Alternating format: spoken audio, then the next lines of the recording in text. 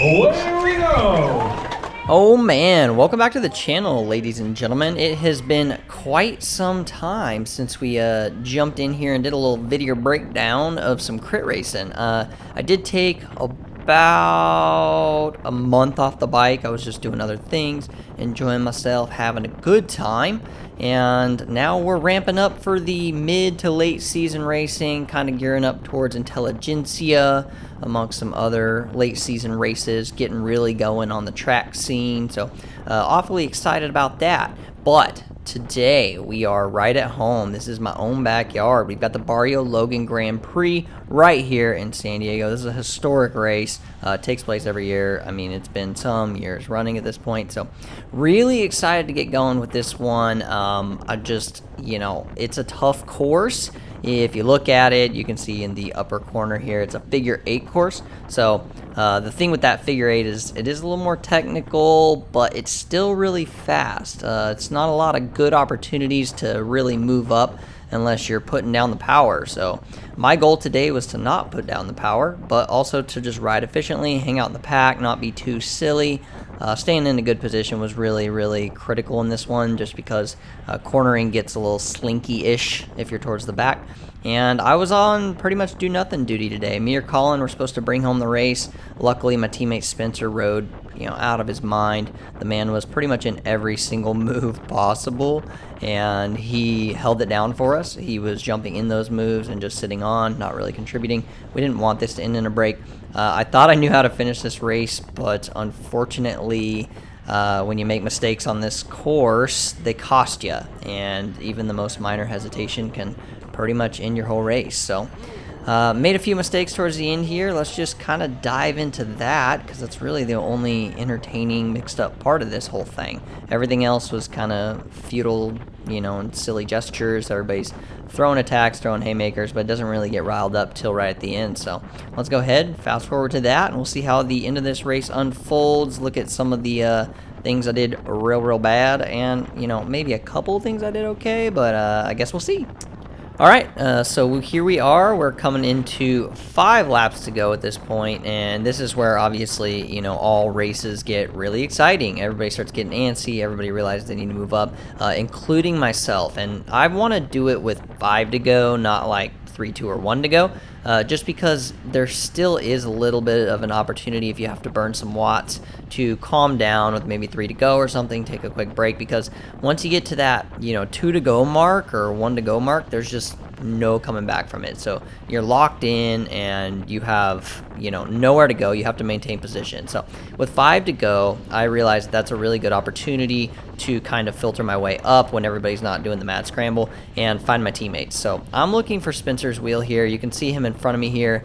I've already kind of made up some spaces in the corners, and I'm sort of just driving people onto different lines. That way I can put in just a little tiny effort here. I take the outside line on Spencer, let him know I'm here, and I tell him I'm going to slot in. So we're coming through what is probably the only defining feature of the course. This is a little kicker of a hill. It's just like a couple % uphill, steady grade, and it's pretty tough, especially coming out of that corner. It's like 700-800 watts, because the front of the group usually does hit it or people start throwing attacks. The deceiving one, though, is the start-finish hill. And so at this point, I'm realizing like I just need to be glued to Spencer's wheel, and we're coming in, like I said, to I think 4 to go now or 3 to go, and I'm just glued to Spencer. So wherever Spencer goes, I'm staying there. You can see the Belizean national champ is actually on my wheel, which really, there's a lot of folks around me that are pretty dialed. There is one Ice Speed Racing rider off the front. They're kind of our rivals in this situation, and the Velosport kids take over and start chasing them. Now, this is kind of a key mistake that I make. So Spencer jumps on that chase, and he's doing a good job of like remaining attached and making sure that that last minute break comes back. But the problem here is that I'm also like burying myself to stay attached to Spencer's wheel. Now, what I realistically should have done in this scenario, at least, looking at it after the fact, instead of just killing myself and doing 600-700 watts to stay on his wheel at times, I should have just backed off and allowed myself to filter into the pack, maybe 5-6 wheels back, taken a little bit of a break here and then just asserted my position back there in the pack. So you can see here, I'm on Blake with Velosport. I'm on his wheel, and we hit this hill, and I'm just dumping watts. I mean, like 450, 500, 600 just to get up this hill. I mean, we are flying and it is fast, and I do want to maintain position, but this is way too early to be doing this kind of effort. This is the kind of effort I need to be holding on to so that I can then, you know, drop all those watts right at the end with 1 to go when it really matters. And you'll see it kind of tuckers me out. I start getting filtered backwards, and then just everybody is coming underneath me. But guess what, folks? The mistakes, they don't stop here. I keep rolling with them. I guess I just took my brain out my noggin, threw it in the garbage can at home, and then left it there before I came to race today. So let's go ahead and jump forward just a little bit more, check out the last couple laps here, see if I'm able to make up position and how I go about doing all that. And then we will see how the finale of this race ends up. Well, jumping ahead, we are coming up the hill, and this is going to be the last hill before 2 to go. And I've actually made some positions up here, and then the whole peloton slows. And instead of slotting in and finding a good position and staying protected, I follow this wheel of this PRT rider. Now, something to note, this rider has attacked the field probably like 15 times today. There's no way he's going anywhere, especially with 2 to go. And you know, as I said, he immediately sits up. I should have just known better here, but nonetheless, I followed the wrong wheel, and then once again, just like a couple laps before, I allow myself to get filtered there and pinched back. Of course, riders were coming underneath pretty hot, but man, that's bike racing, so it just is what it is. Nonetheless, I'm like, all right, I still have a chance here. I have done some watts, but I didn't do any watts for the earlier part of this race. So let's just get my positioning back. You can still see the Belizean National Champ. He's been doing pretty well. The iSpeed Racing boys are setting up on my right here, and they typically have a good finish. But if you look at where the front of this race is at, it is way up there. And that's not easy, you know. We're about to be coming into 1 to go. We've got a lap and a half left in this race.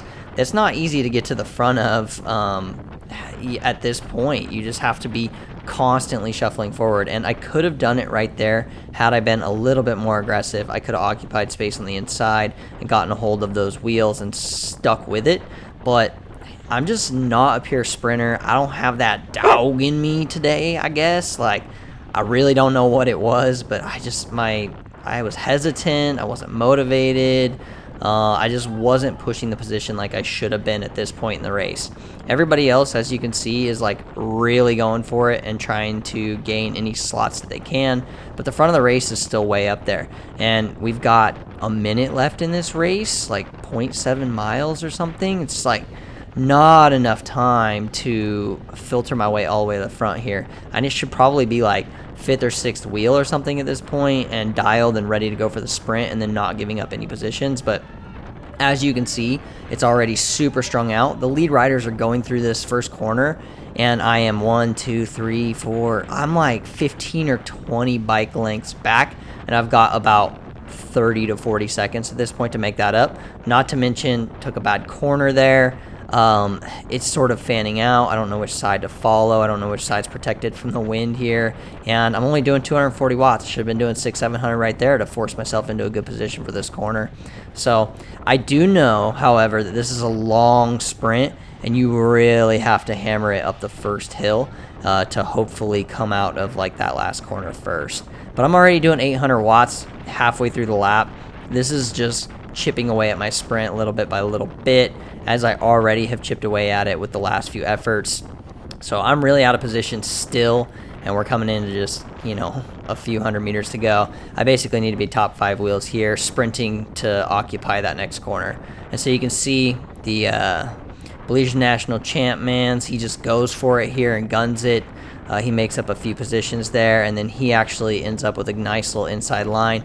He's still out of it. The race is up the road. These guys are already going through the final corner right here, and I'm like, dude, 20th wheel or something. This rider's slowing down on the inside, losing space. I just honestly have no idea why I was so hesitant in this race. So I gallop a little bit here, but I'm sprinting for what? 15th or something. I ended up taking 13th on the day, but there was just no chance of me winning once I got filtered back again. And I wasn't assertive enough. I hesitated, just all sorts of mistakes here. I rolled to the front too early, followed Spencer when I shouldn't have.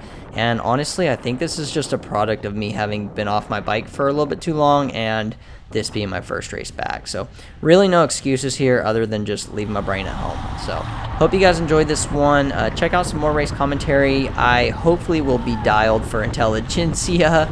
That's coming in July. So if you like these videos, guys, and you want to see some vlogs from Intelli and everything else, well, stay tuned. Check it out. I'll be coming back at you guys soon with another video. Thanks so much for watching. Talk to you soon.